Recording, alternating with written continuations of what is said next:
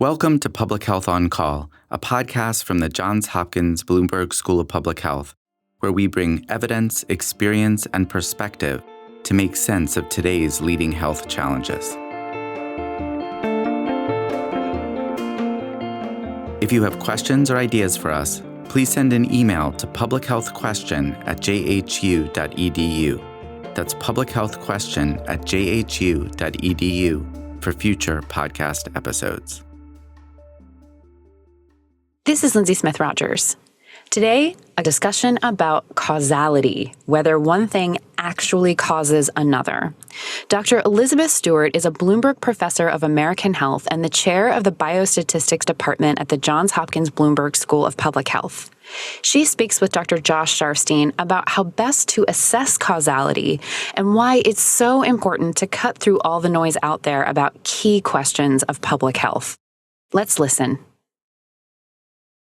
Professor Elizabeth Stuart, it is great to see you. How are you today? I'm great. It's nice to be on again. So I am recording this from the Johns Hopkins Bloomberg School of Public Health, where you can walk the halls and see a lot of students with furrowed brows studying biostatistics. You are the chair of biostatistics at our school. I am, yes, for about a year. It's been great. Now, sometimes you can hear students speculating about how important biostatistics is. I'm going to be honest with you, and whether this is a skill they learn in school or something that could really be applicable as they go out into their careers in public health or medicine. You have a view on that? You can imagine I do, yes. I am trained as a statistician and just think sort of data and evidence is crucial for helping us make informed public health decisions. And so helping students learn the basics of data and evidence and both how to do studies themselves, but then also how to interpret other studies, I think is a key part of public health training. Great. And there was a high probability that you were going to give that answer. Yeah. So I want to talk to you about some of the details of that, particularly as it pertains to topics that people who aren't even in public health might encounter. All the time in politics, in the news, we encounter people making claims about what works and what doesn't. Yes. Answering questions about how do we know what works, programs and policies and interventions is really what the bulk of my research has been. Sort of how do we set up studies to help us answer those questions well, to make sure we can get good estimates and sort of good information for that decision making. And, we're coming out of the pandemic where those questions were just ferocious and hotly debated. Do masks work? Do vaccines work? When we're trying to figure those things out, statistics really becomes important, and particularly the question of causality. What does causality mean to you as the chair of biostatistics? Causality in general, people think of as sort of if there's some causal factor or something that then impacts or affects other outcomes or other things. So sometimes that might be, does smoking cause lung cancer? Does it lead to lung cancer? I tend to think about sort of estimating the effects of particular exposures or programs or policies. So yes, does smoking lead to greater chance of getting lung cancer? And sort of thinking of it from that practical perspective. Now, there are different schools of thought on how to demonstrate causality, how to demonstrate that A causes B. And you and I have written about this a little bit. I would say my role is to take the ideas that you have and throw in a few policy points and examples. But I think it might be helpful to talk through those different schools of thought. So on the one extreme, there are people who argue that the best way to show causality is to do an experiment. Can you explain their perspective? Yeah, that is really what a lot of medical research, a lot of research in many fields is based on. And it's this, not just a belief, but sort of an understanding that if we want to study the effect of, say, one medication or another, just to be concrete, if we randomly assign people to get medication A or medication B, and then we see kind of their outcomes 3 months, 6 months, years later, because we randomized people and sort of there were no other differences between those groups, if we see a difference in outcomes, we sort of know that it's because of that medication. We can say, look, these groups were the same. They were only randomly different from one another, except for one group getting medication A, the other getting medication B. And so we can really sort of nicely tease apart that sort of link between the medication and later outcomes. Now, some people take that logic and say, well, the best way to study medicines is with this, randomized controlled trial, as they call them. So we should study policies that way too, to figure out whether policies are truly causing an impact. That's right. And this is where sometimes things can get complicated because, in general, randomization is very useful for assessing causality and understanding these causal relationships. The problem is that in many contexts, randomization doesn't actually help us as much as we might like, or maybe it's also just not feasible. You are more of the policy person. I imagine if you went to a bunch of policymakers and said, hey, let's randomly assign states to this policy or that policy, that probably wouldn't go over very well. Yeah, I don't think I'd volunteer for that. You don't want to have those conversations. No, I don't have those conversations. That's right. So, certain things can't be randomized. And other things, even if you do randomization in one location, it may not translate as a policy to another location. So you could randomly study, say, masks in one country, but then you go to another country and you say, hey, let's all wear masks. And then the reaction is totally different. Yeah, exactly. And I think in some ways, again, randomized trials are very useful. Technically, it's known as internal validity, this idea that we can sort of establish these causal links in a sort of clean setting.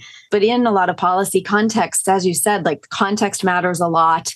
Also, implementation might be very different. So even just kind of how a policy gets implemented might be different. And it becomes much harder to study those sorts of questions in a randomized design.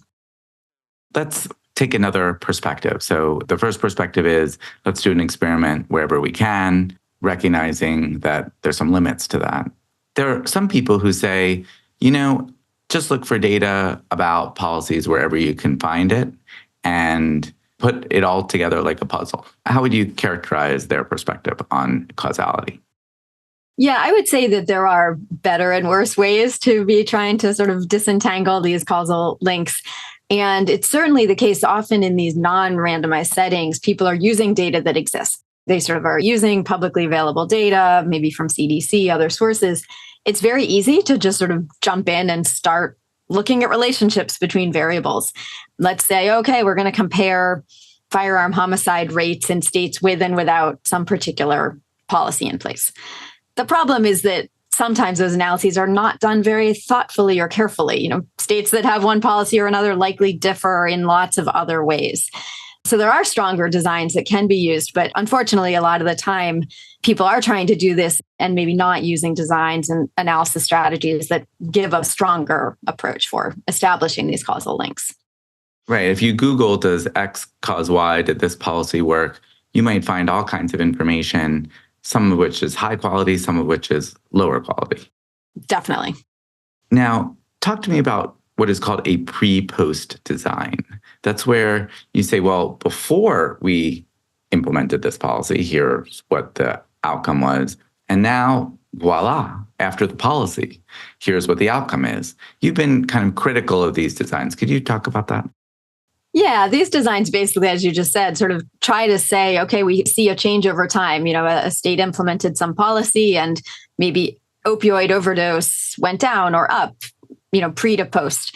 The problem with that is, of course, with many of the sorts of outcomes we're looking at here, those outcomes are changing over time for lots of reasons. I do a lot of school-based work. So, of course, kids are growing and learning kind of even in the absence of formal sorts of programs. In the opioid context, of course, other things are happening. Fentanyl comes on the market. There's other temporal changes happening. During COVID, of course, it was incredibly hard to do a pre-post design because of infectious disease and those sorts of changes that happen over time. So that sort of pre-post where you're just looking at, a place that changed really can give quite misleading results when you're trying to say, was this policy effective? Yet those kinds of claims are pretty common out there, aren't they? Very common. So we're stuck a little bit. On the one hand is a gold standard randomized trial, which may not be possible for certain types of policies. And even if it is possible, may not be as informative as we want it to be. And on the other hand is sort of the chaos of people just finding data and making claims about it, some higher quality, some lower quality. What is the middle path here? How do you think about the right way to answer causality questions that people really care about? Yeah, this is really what I do a lot of thinking about. And my approach is that there really are a variety of stronger designs. And it's not going to be a one size fits all, like, oh, okay, just run with this particular approach.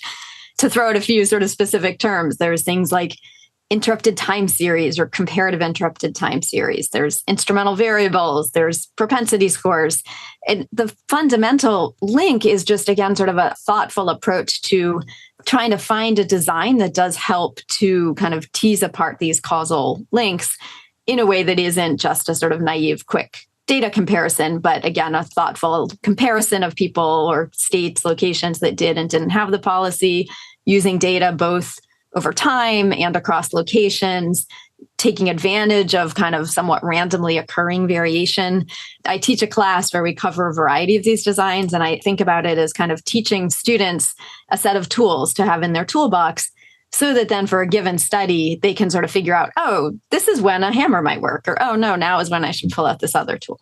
So now we're getting to why it is important for students to be studying biostatistics. But I want to ask maybe about a couple of specific examples. I recall one paper that you wrote where you were looking at the impact of handgun licensing laws. So you didn't do let's see what the homicide rate was before and after. Could you explain how that study worked?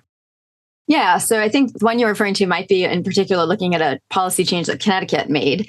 There have been some other states that made similar changes and a growing body of research. But for simplicity, we'll talk about that one, where essentially we had data on firearm and non-firearm homicides and suicides in Connecticut and then in other states. And so essentially the thought experiment is we want to say, well, what would Connecticut's outcomes, their homicide rates, been had they not made this policy change? And what we do there is use other states and basically form sort of a weighted average of other states to say, okay, these states looked like Connecticut before Connecticut made their change. We'll sort of weight them to make it, again, sort of look like they were having similar trends in homicides before the policy change. And then we use that weighted combination of other states to sort of project out and say, well, this is what we predict what would have happened in Connecticut had they not changed their policy. So we're, again, using data over time and from these other comparison states that didn't have the policy change that Connecticut did.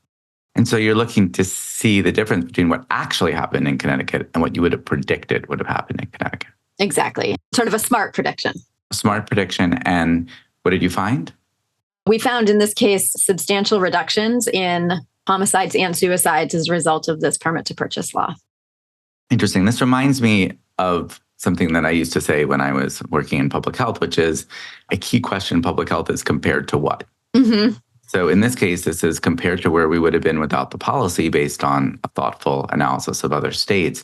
There's another study that we've talked about a little bit on the podcast, had to do with a new way to treat overdose from ambulances. They, instead of giving just naloxone, they give naloxone and they follow it up with a high dose of buprenorphine afterwards. And there was a study that wanted to see whether that worked. And instead of just doing pre-post, they took advantage of the fact that some ambulances were empowered to do this and others weren't, and they were randomly sent around the city, not randomly in an organized study kind of way.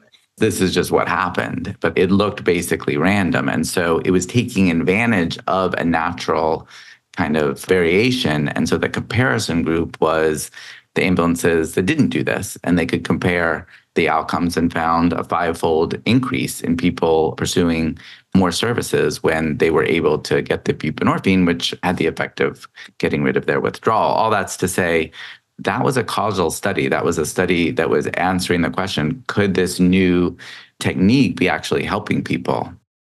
That's a great example. And I think especially, as we're public health professionals and researchers kind of keeping an eye out for those opportunities where, in some cases, policies or programs really are implemented in ways that kind of create this sort of natural randomness just because, maybe we can't put it on every ambulance. And so it just is, some people kind of get this ambulance and others that one. And I think being able to take advantage of that to learn is incredibly useful for public health.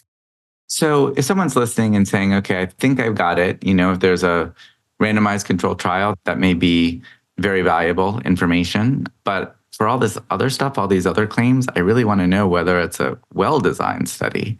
I don't want it to be just random data that people picked up. I'm going to be a little bit more suspicious of the pre-post design. But where do I look for information on whether this is a good study. What can somebody do if they're trying to answer a question other than stare at a long list of search results? Yeah, it's a great question, and it's something I think we need more attention to. If people are lucky enough to be at a school and with a course on causal inference, that's a great option. There are honestly some Coursera sorts of courses too on causal inference. We're going to be looking for opportunities to do short trainings, webinars, and short trainings for people to learn some of these basics. I think overall, though, it is an area that hasn't gotten a ton of attention, needs a little bit more dissemination of some core ideas. And it doesn't have to be super technical and complicated. I think some of these core foundational ideas can get communicated and taught in fairly accessible ways. And there are also sometimes some summaries of evidence that people can find that may help them hear what people like you think of the value of studies. Yeah, one of the most gratifying parts of the pandemic for me was working on this novel coronavirus research compendium where we did that. And it's particularly useful because, as we alluded to earlier, many of these studies, there's rarely going to be one study that is like the definitive final magic answer. We're often kind of pulling together information. Even the Connecticut study you mentioned, later Missouri repealed their permit to purchase law. And so then we were able to say, okay, do we see kind of the opposite happening in Missouri? And we did. And then sort of having that complementary information come together is incredibly useful. So I think I would encourage people to be assessing individual studies and, as you alluded, kind of looking at the body of research as a whole. The problem is that we, I think, as a field, haven't typically supported much of that sort of research synthesis, research compendium sorts of ideas. So I think we should be looking for ways to increase that. And even the coronavirus one ended its tenure, but hopefully we can kind of have more opportunities for that sort of synthesis. Great. Well, Professor Stuart, this has been fantastic. As you know, I'm a super fan of your work. I really know how important it is because you can't answer critical questions without the data and without knowing whether the data is informative. And it's really this kind of expertise that you bring, to design and think through studies that answer whether there's a relationship between A and B that allow us to figure out what works and to kind of break through all the clutter and get answers. Great. Thank you for your support and your focus on this topic. It's great to be able to talk about this with the podcast.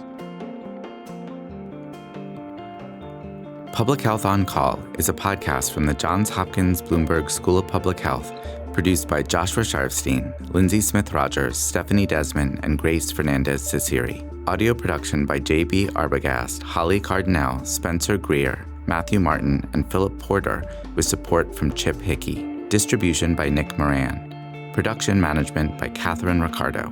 Social media run by Grace Fernandez-Ciceri. Analytics by Eliza Rosen. If you have questions or ideas for us, please send us an email to publichealthquestion@jhu.edu. That's publichealthquestion@jhu.edu for future podcast episodes. Thank you for listening.